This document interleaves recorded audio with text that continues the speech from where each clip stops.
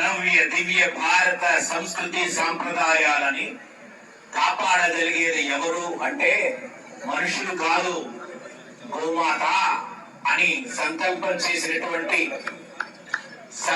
చేసినటువంటి బాలకృష్ణ గురుస్వామి. ఎవరున్నారు ఈ పేరు బాలకృష్ణ అని? గోమాత సంరక్షిస్తున్నాడు కాబట్టి బాలకృష్ణ కాదు, గోపాలకృష్ణ అయిపోయారు అని చెప్తున్నాను.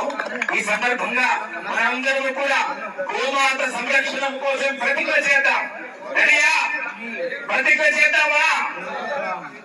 ఈ రోజు గట్టిగా చెప్పాలి. ఈ రోజు భారత మాత ముక్కు బిడ్డ గోపాలకృష్ణ ప్రయత్నము సిద్ధించాలని ఆవుని అమ్మగా ఆప్యాయంగా వాత్సల్యంగా చూసుకుంటామని గోరక్షణలోనే భూరక్షణ ఉన్నదని, భూరక్షణలోనే పర్యావరణ రక్షణ ఉన్నదని, అందులోనే దేశ రక్షణ ఉన్నదని, ఈ భారతదేశం విశ్వగురువుగా మారాలంటే గోరక్షణ చేయాలి.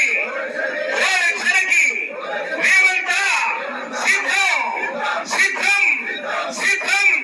బాలకృష్ణ గురుస్వామి చేస్తున్నటువంటి అద్భుతమైనటువంటి ఈ పాదయాత్ర 2700 కిలోమీటర్ల ప్రయాణం సాగి భాగ్యనగర అద్భుతమైనటువంటి భాగ్యాన్ని దేశానికి పంచాలనే ఆలోచన దృక్పథంతో భారతదేశ సౌభాగ్య సౌశీల్యములు గోమాత రక్షణలోనే ఉన్నదన్న ఆలోచన దృక్పథంతో వడ్డ సంకల్పం చేశారు.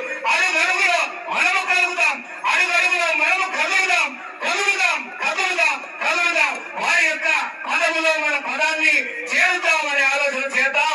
ఈ యొక్క ఆర్థిక వనరులు మా సతీష్ గారు చెప్తుంటే చాలా బాధవుతోంది. అందరం కూడా ఏదో ఒకటి చేద్దాం. ముందడుగు వేద్దాం. కష్టాలు వచ్చిన, కన్నీరు కచ్చిన, ఉప్పలు వచ్చిన, ఉప్పిరైపోయినా ముందడుగు వేద్దాం. గోరక్షణకై ప్రయాణం చేద్దామనే ఆలోచన దృక్పథంతో అభయ ఫౌండేషన్ ద్వారా వారి యొక్క వనరుల కోసం నిమిత్తమై 5000 కిలోమీటర్లు 50,000 రూపాయలు ఆర్థిక సహాయం గోరక్ష పాదయాత్ర కోసం అర్పణం చేస్తున్నాము. వారి పాదానికి నమస్కారం చేస్తున్నాము అని నేను సభాముఖంగా విన్నవిస్తూ జై భారత్ మాతాకి.